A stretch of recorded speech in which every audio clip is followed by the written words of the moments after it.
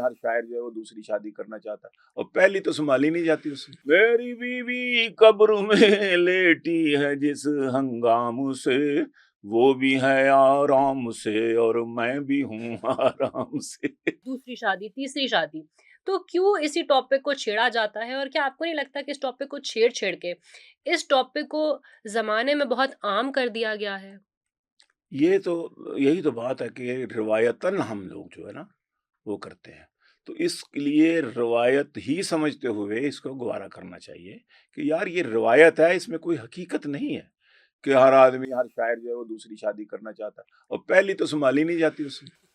نکھٹو لوگ ہوتے ہیں شاعر لوگ، ہوں کام تو کرتے نہیں ہیں. ہوں تو میں نے وہ کہا نا، ایک خاتون نے ہوں مجھے، ڈائریکٹرس تھی کسی ادارے کی ڈائریکٹرس، تو کہتی ہیں کہ آپ لوگ جو ہیں وہ یہی سوال کیجیے، عورتوں کے بارے میں، بیویوں کے بارے میں کرتے ہیں، ہوں آپ نے کبھی مردوں کے بارے میں، شوہروں کے بارے میں نہیں کہا، تو اس سے آپ کا تعصب ظاہر ہوتا ہے. میں نے کہا جی دیکھیں، بات یہ ہے کہ یہ ایک روایت ہے، ورنہ اس میں حقیقت واقعی نہیں ہے.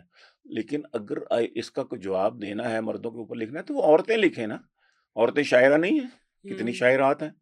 تو ان کو چاہیے کہ وہ مزاح کی طرف آئیں اور وہ خامدوں کی اپنی برائیاں لکھیں، لکھ سکتی ہیں. ہوں ظاہر ہے کہ اپنے خاوند کے بارے میں نہیں ہوتا، اسی طرح ہمارا بھی اپنی بیوی کے بارے میں نہیں ہوتا.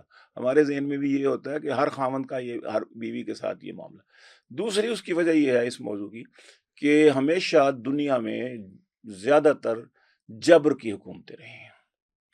جب جبر کی حکومتیں رہتی ہیں نا، تو انٹرنیشنل میڈیا پر، پرنٹ میڈیا پر، اور یہ بعد میں پھر الیکٹرانک میڈیا بھی آ گیا، اس پہ وہ روایت کیوں چلی آپ کہو گے عورتوں کی، وہ اس طرح چلی کہ یہ ایک بالکل بے ضرر سا موضوع.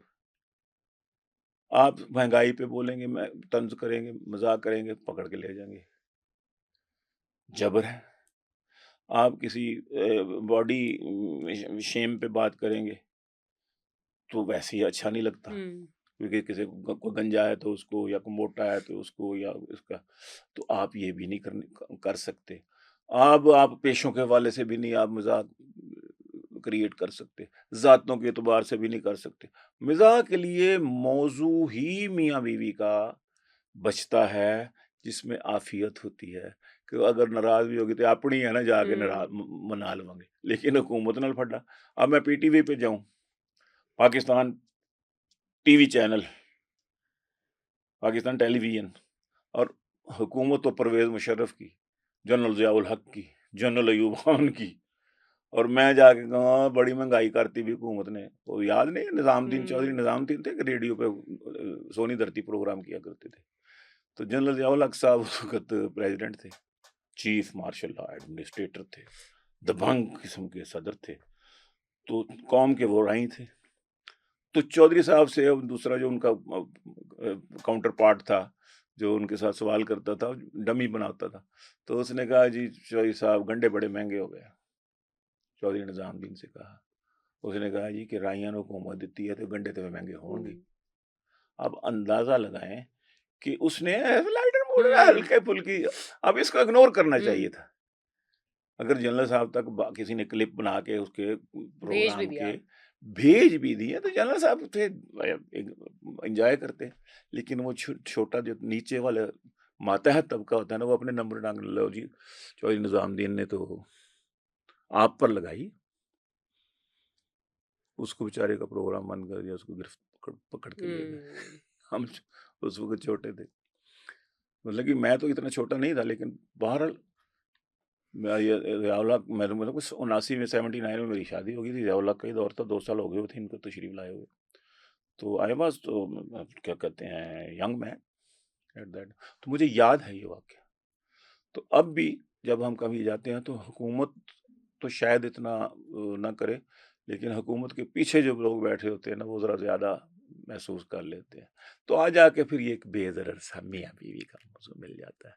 تو یہ پھر روایت بنتی قائم ہوگی، اور اب اس کو روایت ہی سمجھنا چاہیے، نہ کہ اس میں کوئی حقیقت ڈھونڈ کو لو جی. ہوں اب انٹرنیشنل ادب ہے نا، مزاحیہ ادب ہے. وہ کون سا انگریز شاعر تھا جس کا ترجمہ ضمیر جعفری مرون نے، جو بہت بڑے مزاح کے شاعر تھے اور ایک نمونہ ماڈل شاعر تھے وہ مزاح کے پاکستان میں، मेजर ज़मीर जाफ़री साहब। उन्होंने अंग्रेज़ की एक कतबा था, अपनी बीवी की कब्र पर उसने शेर लिख कर लगाया हुआ था इंग्लिश में, उसका तर्जुमा किया उन्होंने। मेरी बीवी, पढ़ते भी इस तरह थे ज़मीर जाफ़री साहब मरहूम। बहुत नाइस, बहुत अच्छा आदमी था, बहुत ही खूबसूरत शायर थे और बड़े पुख्ता। कहते हैं कि वो अंग्रेज़ शायर, जब मुझे नाम उसका याद नहीं, उसने, उसकी बीवी मर गई तो उसने अपने, उसकी बीवी की कब्र पर ये शेर लिखवा लाया, उसका मैं तर्जुमा करता हूँ शेर में ही कि मेरी बीवी कब्र में लेटी है जिस हंगाम से, यानी वक्त से, जिस वक्त से, मेरी बीवी कब्र में लेटी है जिस हंगाम से, वो भी है आराम से और मैं भी हूँ आराम से। वो अंग्रेज भी अपनी बीवी से हुँ, डर अटखेलियां कर रहा है, हुँ, डर तो खैर क्या हुँ, होना है, अटखेलियां कर रहा है। अकेलिया उसने कहा चलो अगले जान पहुंची हुई है, इसको चलो, हुँ, जब तक ये कब्र में कतबा लगा रहेगा तो हो सकता है इसको खबर होती हो कि हुँ। तुम्हारी बाहर कब और कोई गुज़रता हुआ इंसान भी शायद वो भी अपने हंस दुःख पड़े, को भूल के वो भूल गया हो, थोड़ा-सा जो भी यहाँ हँस आके जाए। रुकता होगा उसके लिए फूल लेके हुँ, आके रखता होगा, तो वो भी कहता होगा यार हुँ, very nice, very very good verse.